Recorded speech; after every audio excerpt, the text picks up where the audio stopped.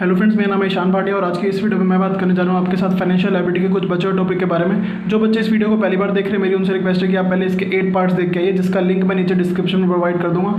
और साथ ही साथ जो भी मैं यहाँ पर नोट्स यूज़ करने वाला हूँ उसका भी नीचे लिंक डिस्क्रिप्शन में प्रोवाइड कर दूँगा। तो बिना एक सेकंड वेस्ट करते हुए हम स्टार्ट करते हैं आज की क्लास को।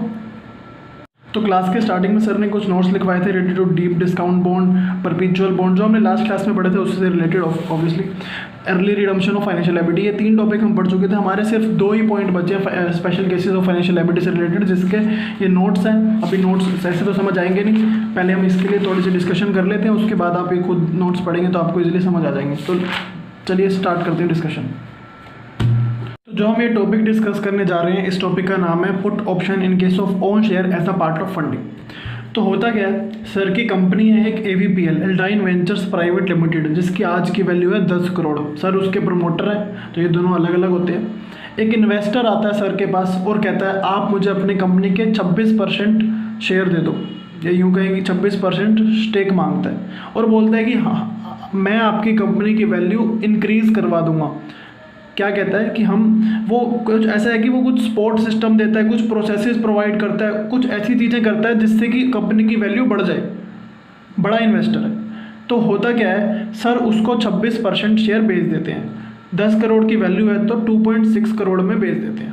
तो इन्वेस्टर की सोच क्या रहती है यहाँ पर कि मैं यहाँ पर 26% शेयर खरीदूंगा 2.6 करोड़ में और इस कंपनी को बड़ा कर दूंगा। बड़ा कितना कर दूंगा, मान लो आज के दिन इसने 100 करोड़ की कंपनी कर दी और ये अल्टीमेटली 100 करोड़ का होने के बाद इसको किसी और बड़े इन्वेस्टर को, लेट से वाई लिमिटेड को बेच के एग्जिट कर जाता है। और वाई लिमिटेड भी फिर यही करता है, वाई लिमिटेड जेड लिमिटेड को बेचता है और जेड लिमिटेड पी लिमिटेड को बेचता है थ्रू प्राइवेट प्लेसमेंट। और अल्टीमेटली लास्ट में इस कंपनी का IPO आ जाता है और इन्वेस्टर जो है, हम जैसे लोग, वो बेवकूफ़ बन जाते हैं, क्योंकि हमें पता ही नहीं होता कि आगे होगा क्या। तो एक बात तो ये रहती है कि ये सपना देखता है कि मैं कंपनी की वैल्यू बढ़ा दूंगा, 2.6 करोड़ में खरीदता है और सोचता है कि मैं बढ़ा दूंगा और आगे जाके इसको महंगे दामों पर अपने शेयर्स को बेच के एग्जिट कर लूँगा।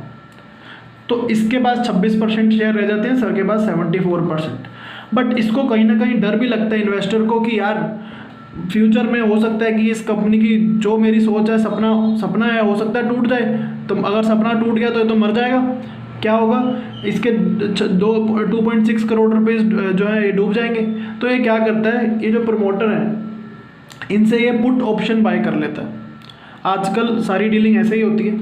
तो पुट ऑप्शन में क्या होता है कि एक तो पहली चीज़ है कि हाँ अगर इंक्रीज़ हो गई वैल्यू तो बढ़िया है, अगर इंक्रीज़ ना हो पाई वैल्यू तो ये पुट ऑप्शन के थ्रू, पुट ऑप्शन में क्या होता है, हमने पहले पढ़ा था, कॉल ऑप्शन होता है, पुट ऑप्शन होता है। कॉल ऑप्शन में होता है टू बाय और पुट ऑप्शन में होता है टू सेल।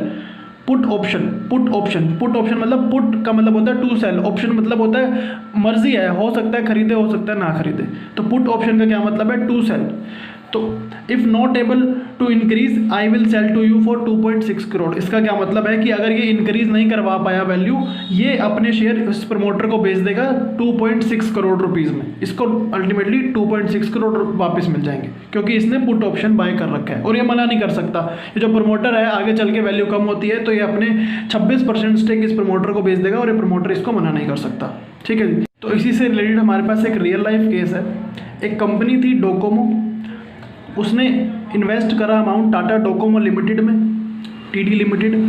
7,000 करोड़ रुपए इसने इन्वेस्ट करे TD लिमिटेड में और सपना देखा कि यार इस 7,000 करोड़ को मैं 70,000 करोड़ कर दूंगा और फिर एग्जिट कर दूंगा। बट सपने के साथ साथ इसको डर भी लगा कि यार कहीं ये मेरा सपना डूब ना जाए। तो इसने क्या करा, जो इसके प्रमोटर थे टाटा, तो टाटा से इन्होंने पुट ऑप्शन ले लिया। दैट मीन्स अगर ये कंपनी की 7,000 करोड़ में जो इन्होंने इन्वेस्ट करे हैं, इस कंपनी की वैल्यू को 70,000 करोड़ नहीं कर पाए, क्या होता है ना कि इन्वेस्टर जब इन्वेस्ट करता है, जैसे टाटा डोकोमो लिमिटेड में इसने इतने 7,000 करोड़ रुपए इन्वेस्ट करे, तो वो कंपनी को कुछ टारगेट्स देता है कि ये टारगेट्स आपको अचीव करने हैं। सपोर्ट सिस्टम, प्रोसेसेस वगैरह सब प्रोवाइड करता है, लेकिन कुछ टारगेट्स भी देता है।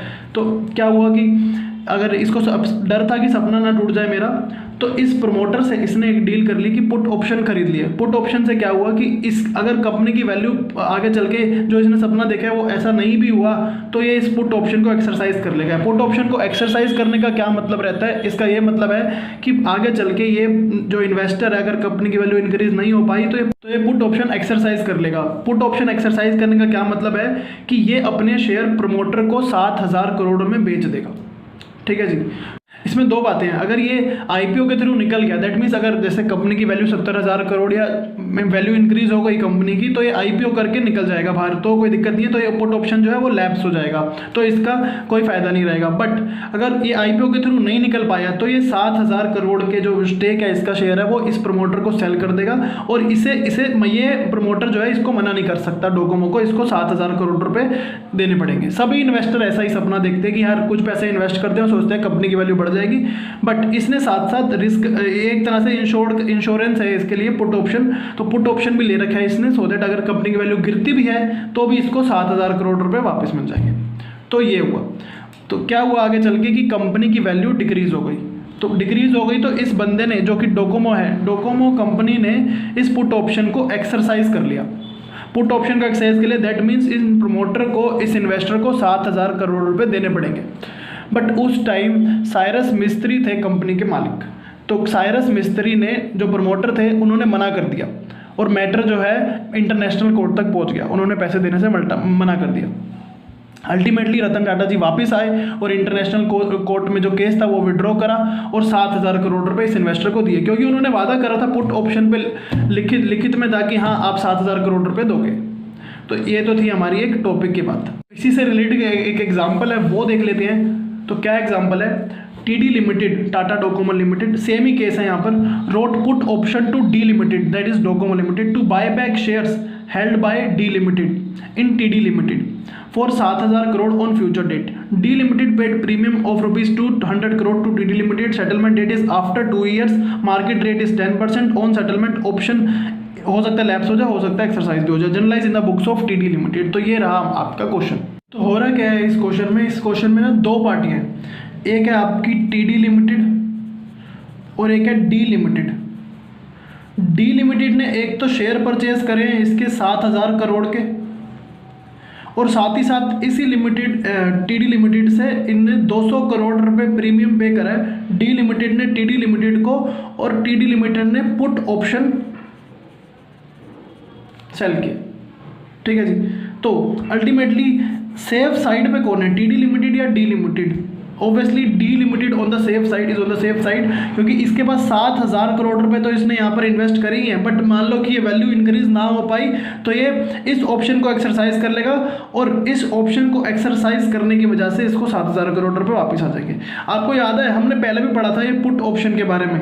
पुट ऑप्शन में मैं आपको दिखा देता हूँ आपसी से, एक क्वेश्चन किया था हमने पुट ऑप्शन के बारे में, जिसमें ऐसा कुछ रहता था, यहाँ कॉल ऑप्शन लिखा हुआ है, बट पुट ऑप्शन में भी पहली एंट्री में कोई फर्क नहीं पड़ता है। जब मैं आपको दिखाना चाहता हूँ कि भाई अधिकार बाय करने की क्या एंट्री होती है, तो पहली एंट्री जब आप करते थे तो यहाँ पर आता था derivative asset debit to bank, but other party के लिए होता था bank debit to derivative liability. तो जिस पार्टी ने सेल करा है पुट ऑप्शन, हमारे केस में जो कि है टीडी लिमिटेड, टीडी लिमिटेड ने पुट ऑप्शन दिया डी लिमिटेड को, टीडी लिमिटेड के लिए हो गई लायबिलिटी। ठीक है, अब हम स्टार्ट करते हैं मेन सोल्यूशन को, थोड़ी सी इसमें सेवा करेंगे। सेवा के नाम पर ये है कि टीडी लिमिटेड की बुक में हमने एंट्री करनी है सारी। ठीक है जी। तो टीडी लिमिटेड है और एक डी लिमिटेड है, डी लिमिटेड ने टीडी लिमिटेड के शेयर्स खरीदे हैं, तो टीडी लिमिटेड की बुक में क्या एंट्री होगी, bank account debit to share capital, और थोड़ा बहुत जो पैसा सिक्योरिटी प्रीमियम होगा वो भी रहेगा, 7,000 करोड़, एक तो एंट्री हो गई है। अब स्टार्ट करते हैं हम अपना मेन सोल्यूशन। मेन सोल्यूशन में क्या है, देखो ये स्पेशल केस है तो उसी तरह से हम इसको भी पढ़ेंगे। तो इसने जो ऑप्शन टीडी लिमिटेड ने इशू करा था, तो ऑप्शन के इसके पास 200 करोड़ रुपए आए हैं। हम जनरली क्या लगते थे, bank account debit to derivative liability. अभी तक के केस में हमने bank account debit to derivative liability लिखा था, लेकिन जब लिखते थे जब अब सट्टे की भावना होती थी। इस केस में कोई भी सट्टे की भावना है ही नहीं। एक तरह से जो इसने पैसे दिए हैं डी लिमिटेड ने टीडी लिमिटेड को, ये 200 करोड़ रुपए ये इंश्योरेंस के दिए हैं। ये 200 करोड़ रुपए इंश्योरेंस के हैं जो कि दूसरी पार्टी हमसे करवाती है। कोई भी ऐसे ही 7,000 करोड़ रुपए आपको नहीं दे जाएगा, वो साथ साथ इंश्योरेंस भी कराता है। हमने अभी पीछे ही सीखा था कि ऐसा होता है। तो 200 करोड़ रुपए जो इसको मिले हैं, तो ये टू डेरिवेटिव लायबिलिटी में नहीं जाएंगे क्योंकि ये इसकी लायबिलिटी नहीं है, ये इक्विटी P&L में जाएंगे। ठीक है जी। एक तो ये बात हो गई अलग, बिंग ऑप्शन प्रीमियम रिसीव्ड। ये चीज़ ध्यान रखने की है, यहाँ डेरिवेटिव लायबिलिटी क्यों नहीं आ रहा, क्योंकि यहाँ सट्टे की भावना ही नहीं है। यहाँ पर ये डालेंगे टू इक्विटी P&L में। पहली चीज़ तो हो गई है। दूसरी एंट्री, पहले दिन की बात करूं मैं, Y0 पे मान लो Y0 डेट नहीं है यहाँ पर, तो Y0 के नाम से डेट है। तो दूसरी एंट्री क्या होगी, दूसरी एंट्री में बिकॉज ऑफ दिस ऑप्शन जो टीडी लिमिटेड है वो कहता है कि ये 7,000 करोड़ रुपए मुझे वापस पे करने पड़ सकते हैं। ये जो 7,000 करोड़ रुपए हैं, because of this option T D limited को वापस देने पड़ सकते हैं। तो ये 7,000 करोड़ को ये फाइनेंशियल लायबिलिटी में ट्रांसफर कर देता है। क्या होता है, in because of this option company को क्या लगता है, मुझे शेयर को बायबैक करना पड़ सकता है। तो हम एंट्री करते हैं equity account debit to financial liability. 7,000 crore है, 2 साल बाद थे, तो 2 साल बाद 2 साल की प्रेजेंट वैल्यू लेते हैं हम, जो कि है 5782। अमोटाइज्ड कॉस्ट मेथड यूज़ करते हैं हम यहाँ पर। हमने स्टार्टिंग पहली क्लास में ही देख लिया था कि हाँ अमोटाइज्ड कॉस्ट मेथड होता है एक, तो उसमें क्या आपका प्रेजेंट वैल्यू आप जैसे निकालते थे वही वाला मेथड है। तो 5782 इसकी वैल्यू आती है। Equity account debit to financial liability हमने क्यों लिखा, पहली बात तो देखो यहाँ पर क्या है, हमने इस शेयर कैपिटल और सिक्योरिटी प्रीमियम को क्रेडिट करा था। तो आपके मन में आ सकता है कि यार यहाँ पर हम शेयर कैपिटल को ही डेबिट कर देंगे। नहीं, ऐसा नहीं होता। हमने यहाँ पर इक्विटी को क्यों लिया है, शेयर कैपिटल को क्यों नहीं लिया। क्या होता है यहाँ पर जो आपने इक्विटी लिया है, पहली चीज़ तो ये है कि it will affect other component of equity. Other component कौन से होते हैं, retained earning, general reserve, security premium etcetera. तो यहाँ पर हमने शेयर कैपिटल को क्रेडिट करा था और सिक्योरिटी प्रीमियम को भी क्रेडिट करा था।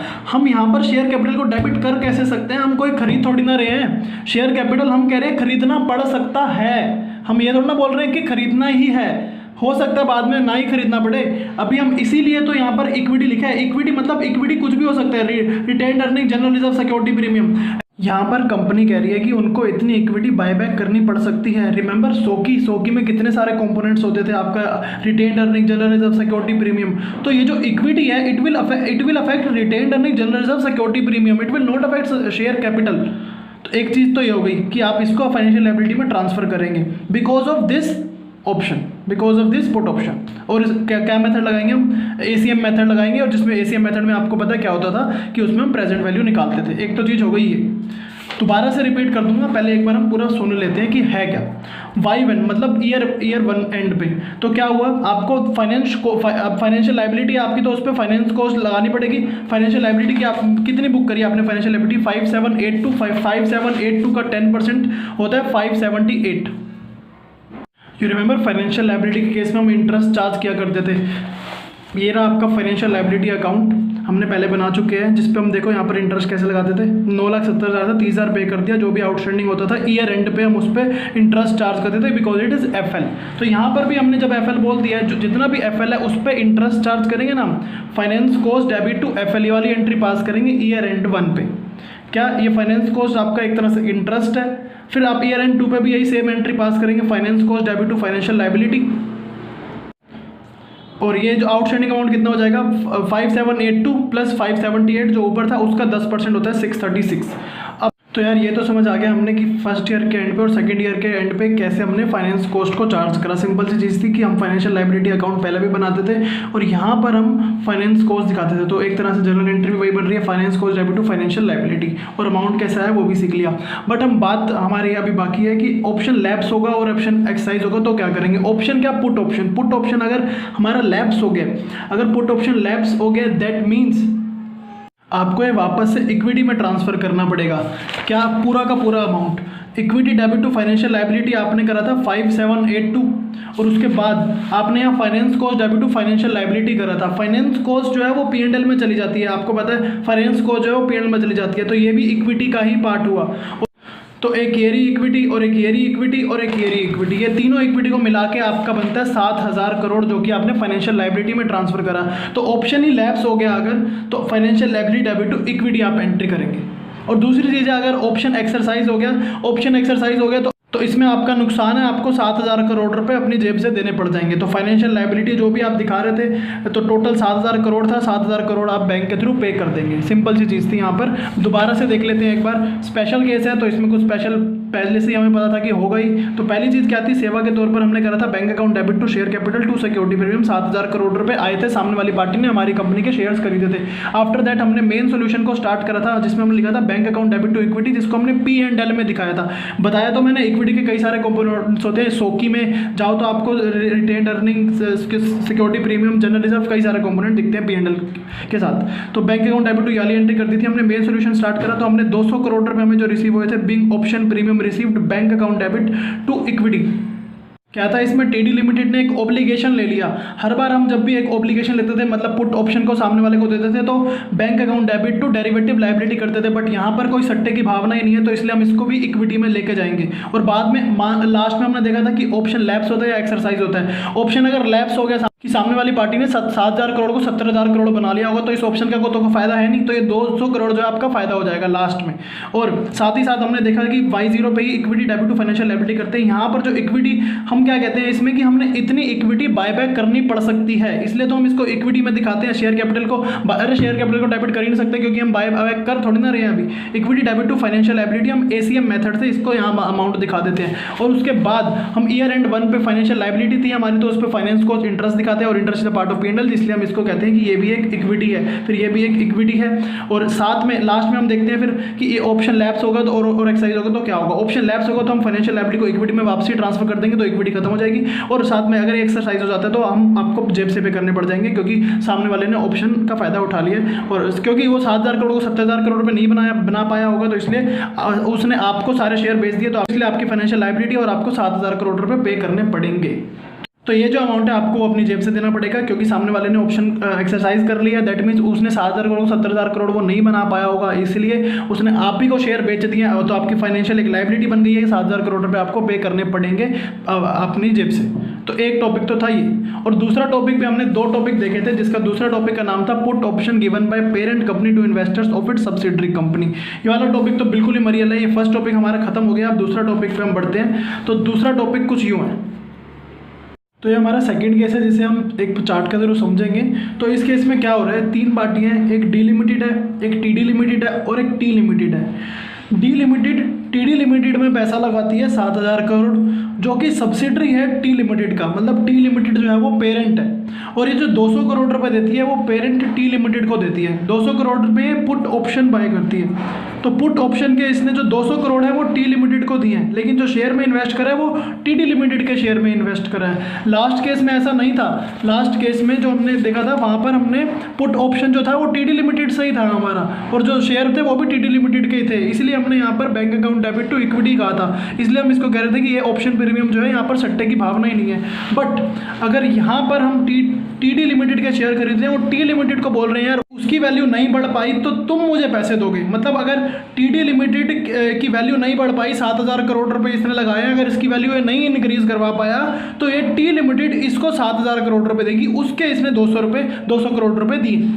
ठीक है जी, सिंपल सा केस है ये, उससे अलग है ये। तो ये पेरेंट सब्सिडी वाला केस है। आओ हम इसमें देखते हैं क्या करना होता है। तो 2 पार्टी की बुक्स में हम एंट्री कर रहे हैं, एक है टी लिमिटेड और एक है टीडी लिमिटेड। टी लिमिटेड ये रहा, टीडी लिमिटेड ये रहा। तो दिमाग लगाओ यार, टीडी लिमिटेड में तो कुछ है ही नहीं। टीडी लिमिटेड को तो 7,000 करोड़ रुपए मिल रहे हैं, bank account debit to equity share capital, simple चीज़ है। पहले इससे पहले वाले क्वेश्चन में हमने टीडी लिमिटेड की बुक्स में एंट्री करी थी, सारी जितनी भी जनरल एंट्री थी। इस क्वेश्चन में हम दोनों की बुक में दिखा रहे हैं, टीडी लिमिटेड के भी टी लिमिटेड के। पिछले क्वेश्चन में टी लिमिटेड का कोई रोल ही नहीं था। तो आओ देखिए क्या होता है। टी लिमिटेड पेरेंट है, तो पेरेंट एक अपना सेपरेट भी बना सकता है, कंसोलिडेटेड बना सकता है। तो जब वो सेपरेट फाइनेंशियल स्टेटमेंट बनाता है तब क्या एंट्री करते हैं हम पहले वो देखते हैं। तो बैंक पहली एंट्री करेगा जब इसको 200 करोड़ रुपए मिलेंगे, तो bank account debit to derivative liability 200 crore रुपए क्यों ऐसा लिख रहा है, 200 करोड़ को डेरिवेटिव लायबिलिटी में। पिछले क्वेश्चन में तो हमने इसको इक्विटी में डाल दिया था। देखो यहाँ पर इसने टी लिमिटेड है, पिछले क्वेश्चन में टीडी लिमिटेड था। यार हम जो एंट्री कर रहे हैं वो टी लिमिटेड की बुक में कर रहे हैं। केस याद है आपको, डी लिमिटेड ने टीडी लिमिटेड के शेयर परचेज करे हैं, जो कि सब्सिडरी है टी लिमिटेड की, और टी लिमिटेड से ये सौदा करा है कि यार अगर इसके शेयर का प्राइस अगर कम ज़्यादा होता है तो आप मुझे फ्यूचर में 7,000 करोड़ रुपए मेरे शेयर खरीदोगे, और इसलिए हमने इसको ये 200 करोड़ रुपए पे करे हैं। तो टी लिमिटेड का टीडी लिमिटेड से क्या लेना देना, साफ सीधी बात है, इसने सट्टा लगा रखा है इसके शेयर पे। तो पहली एंट्री क्या होगी आपकी, bank account debit to derivative liability. पहली एंट्री तो आपने ये कर दी in the books of T limited. आगे चल के इनकी रीवैल्यू करने, revalue based on prices of TD limited share. TD limited के शेयर बढ़ते हैं कम होते हैं तो हमें टेंशन होगी ना। सोचो हमने उसके 7,000 करोड़ रुपए के शेयर हैं, उनके बढ़ेंगे तो हमें दिक्कत नहीं है, लेकिन अगर शेयर का प्राइस कम हो गया तो हमें लायबिलिटी बुक करनी पड़ेगी ना, तो हम पैसा देना पड़ सकता है, 7,000 करोड़ रुपए तक देना पड़ सकता है। तो derivative liability debit to bank और P&L debit derivative liability as per the case की यहाँ प्राइस बढ़ रहा है या घट रहा है। और लास्ट में देखेंगे कि अगर लैप्स हो गया, ऑप्शन लैप्स हो गया, दैट मीन सामने वाला आया ही नहीं हमारे पास, दैट तो हमारा सारा का सारा जो डेरिवेटिव लायबिलिटी हम बुक कर रहे थे वो सारा का सारा P&L में चला जाएगा, प्रॉफिट हो जाएगा हमारा पूरा भी आपने डेरिवेटिव लायबिलिटी में पैसा बुक करा था सारा आपका प्रॉफिट में चला जाएगा, दैट मीन्स P&L में चला जाएगा। और अगर ये सेटलमेंट हो जाए, इसकी सेटलमेंट हो जाएगा तो आपको 7,000 करोड़ रुपए देने पड़ेंगे। मतलब सामने वाली पार्टी आपके पास आ गई और बोल रही है कि ये लो मेरे शेयर खरीद लो, आपको उसके शेयर खरीदने पड़ेंगे। तो इन्वेस्टमेंट डेबिट और टू डेरिवेटिव लायबिलिटी को डेबिट करना पड़ेगा और टू बैंक को 7,000 करोड़ से करना पड़ेगा आपको। इसके एग्जाम्पल भी देखेंगे हम अभी। अच्छा, इंपॉर्टेंट जो है वो ये है जो रेड में लिखा हुआ है, कंसोलिडेटेड फाइनेंशियल स्टेटमेंट में आप CFS में क्या करोगे। अब CFS की बात कर रहा हूँ तो CFS में तो दोनों एक ही है ना यार, जो T लिमिटेड है और जो TD लिमिटेड है वो तो एक ग्रुप की बात हो गई ना। अब हमारी ये अलग अलग थोड़ी ना हुए, अब ये 7,000 करोड़ और ये 200 करोड़ इसको दिए, अभी अलग अलग पार्टी नहीं रहे ना, ये अब आप एक ग्रुप की बात कर रहे हो। तो जब आप एक ग्रुप के तौर पर देख रहे हो, आप एक ग्रुप के तौर पर अगर देख रहे हो तो ये दोनों एक ही हो गए। तो अगर ये दोनों एक ही हैं, जो इनको पैसा मिल रहा है 200 करोड़ रुपये, जैसा अभी हमने पिछले केस में, मतलब अभी जो हमने पहले देखा था, मैं आपको दिखा दूँ, यहाँ पर हम डाला था ना bank account debit to equity 200 crore रुपए यहाँ पर डाला था। तो सेम ऐसे ही करेंगे, क्योंकि देखो अगर सेम ही मैंने अब बात करी थी कि TD लिमिटेड थी पिछले वाले हमारे केस में, TD लिमिटेड को ही आपने 200 करोड़ रुपए दिए थे, तो उसने लिखा था ना bank account debit to equity. यहाँ पर भी दोनों अब एक ही हो गए हैं, तो आप लिखोगे bank account debit to equity और साथ साथ एक और एंट्री करोगे, non controlling interest debit to FL। आपने अगर वाला चैप्टर करा होगा होल्डिंग वाला, तो उसमें आपने देखा होगा कि आप जो हमारी सब्सिडरी है, सब्सिडरी आपने अगर किसी बंदे ने सब्सिडरी में इन्वेस्टमेंट कर रखी है तो उसको आप कहते हो minority interest. Instead of writing equity आप लिखोगे यहाँ पर non controlling interest debit to financial liability. ऐसा क्यों होता है, क्योंकि जब आपकी कंसोलिडेटेड बैलेंस शीट बनती है तो वहाँ पर आपको दिखता है कि शेयर कैपिटल ऑफ पेरेंट भी है वहाँ पर, और साथ ही साथ नॉन कंट्रोलिंग इंटरेस्ट भी है। नॉन कंट्रोलिंग इंटरेस्ट का क्या मतलब है, share capital of subsidiary held by outsider. दोबारा से बोलता हूँ, नॉन कंट्रोलिंग इंटरेस्ट का क्या मतलब है, share capital of subsidiary held by an outsider. तो क्या होता है कि आपने जैसे अगर पिछले वाला केस में आपको दिखाऊं तो आपने लिखा था equity debit to financial liability, but यहाँ पर आप क्या लिखोगे, non controlling interest debit to financial liability, क्योंकि आपने सब्सिडरी के जो आपके शेयर हैं उनको आपको होता है कि हाँ इसको देना पड़ सकता है, खुद के नहीं है ना। खुद के होते तो आप लिखते हैं equity debit to financial liability, लेकिन ये सब्सिडरी के हैं और सब्सिडरी को आप बोलते हो NCI, share capital held by an outsider. तो आप यहाँ इसीलिए लिखते हो non controlling interest debit to financial liability. आया वो आपको ये समझ आ गया हो, काफ़ी इजी था ये वाला। आगे एग्जांपल भी करेंगे। उसके बाद सेम है जैसे ऊपर था, अगर वैल्यू चेंज होती है, पिछले वाले केस में भी किया था, financial cost debit to financial liability, फिर financial cost debit to financial liability, फिर देखने की लैप्स हो गया। अगर ये लैप्स हो गया तो आप एंट्री करोगे FL debit to NCI 7,000 crore रुपए। अभी हमने पिछले केस में देखा था कि लैप्स होने पर हम क्या करते थे, financial liability debit to equity में हम करते थे, लेकिन यहाँ पर NCI है तो यहाँ पर NCI लिखना पड़ेगा आपको, ठीक है जी, क्योंकि हमारे खुद के नहीं है ना, किसी और के शेयर है ना। कंसोलिडेटेड फाइनेंशियल स्टेटमेंट में हम कर रहे हैं और हमारी सब्सिडरी के शेयर है तो उसको हम NCI कहते हैं, तो इसलिए हम उसको NCI लिखेंगे। और साथ ही साथ अगर सेटल इन कैश हो गया तो आपको अपनी जेब से 7,000 करोड़ रुपए देने पड़ जाएंगे। अब इसी को ही हम एक एक केस करके समझते हैं। इन case of separate financial statement क्या करेंगे, विद एन एग्जांपल। हुआ क्या, D लिमिटेड थी, D लिमिटेड ने TD लिमिटेड के शेयर में इन्वेस्ट करे 7,000 करोड़ रुपए, और सट्टा किससे लगाया, T लिमिटेड से 200 करोड़ रुपए T लिमिटेड को दिए। सेपरेट फाइनेंशियल स्टेटमेंट की बात करूं जो ऊपर वाला केस हमने सीखा था, T लिमिटेड के साथ 200 करोड़ रुपए दिए और सट्टा किसके लगाया, TD लिमिटेड के शेयर पर। तो सिंपल सीधा ये क्या एंट्री करेगा, bank account debit to share capital. इसके पास तो कोई दिक्कत ही नहीं है, इसको पैसा आ रहा है, सब्सिडरी है, और पेरेंट क्या एंट्री करेगा, सेपरेट बना रहे तो bank account debit derivative liability. अभी हमने देखा था पीछे, सिंपल सा समझा भी था, 200 करोड़ रुपए की एंट्री हो गई, प्लस जो भी शेयर में प्राइस में चेंज आएगा, किसके शेयर में, TD लिमिटेड के शेयर में जो भी प्राइस में चेंज आएगा उसकी भी एंट्री यहाँ पर इसको करनी पड़ेगी। कैसी एंट्री करेगा ये, इसे देखना पड़ेगा T लिमिटेड को, TD लिमिटेड का शेयर प्राइस क्या है, TD लिमिटेड का शेयर प्राइस बढ़ रहा है और घट रहा है, उस हिसाब से इसको वाली एंट्री पास करने की प्रॉफिट भी बुक कर सकता है और ये अपनी लॉस भी बुक कर सकता है। ईयर एंड पर 1 पे भी यही करना है, 2 पे भी यही करना है, ये हमने पहले ही समझ चुके हैं। अच्छा, लास्ट में बात आती है कि लायबिलिटी आपकी जीरो हो गई। अभी हमने यहाँ पर देखा था कि यार लैप्स हो गया, अगर लैप्स हो गया तो हम कहते हैं ना फेयर वैल्यू, मतलब फेयर वैल्यू जीरो हो गई, आपकी लायबिलिटी जीरो हो गई। तो जो भी आपने अगर अभी तक लायबिलिटी बुक करी भी थी आपने तो जीरो हो गई, तो आपका पूरा का पूरा प्रॉफिट। तो सेटलमेंट पे नो एंट्री, और एक एंट्री करेंगे हम कि DL debit to profit and loss. अगर लायबिलिटी एग्जिस्ट करती है, मतलब सेटलमेंट करनी है आपको, तो आपकी पूरी लायबिलिटी बुक करोगे, आप उस लायबिलिटी को आप यहाँ पर पे भी करोगे, ठीक है जी। एक तो ये था। दूसरी चीज़ यहाँ पर आपने एक एंट्री तो करोगे ही, P&L ऑपोजिट ऑफ दैट, कि भाई यहाँ पर आपने डायरेक्ट लायबिलिटी जीरो होगी तो पूरा P&L, लेकिन लायबिलिटी एग्जिस्ट करती तो कितनी लायबिलिटी एग्जिस्ट करती है आपकी, 7,000 करोड़ रुपए आपने देने थे सामने वाले को, ठीक है जी। 7,000 करोड़ रुपए देने पड़ेंगे अब आपको। तो क्या करोगे, डेरिवेटिव लायबिलिटी जितनी लायबिलिटी थी ऊपर यहाँ पर उसकी बुक वैल्यू, और इन्वेस्टमेंट TD लिमिटेड, क्योंकि TD लिमिटेड के आपने शेयर खरीदने पड़े ना अब D लिमिटेड से। क्या यही तो बात हुई थी, D लिमिटेड आपको TD लिमिटेड के शेयर आप ही को सेल कर देगा 7,000 करोड़ में, ठीक है जी। तो उसके बाद 7,000 करोड़ आ जाएंगे। आगे देखते हैं, एक केस है इसी से रिलेटेड है। अज्यूम करो कि शेयर की वैल्यू चेंज ही नहीं होती। अगर शेयर की वैल्यू चेंज नहीं होती तो पहली एंट्री तो आपने करी थी bank account debit to derivative liability T limited की बुक में बात कर रहा हूँ मैं, ठीक है। तो अब ड्यू डेट पे अगर लैप्स हो जाता है तो पूरा 200 करोड़ का आपका फायदा है।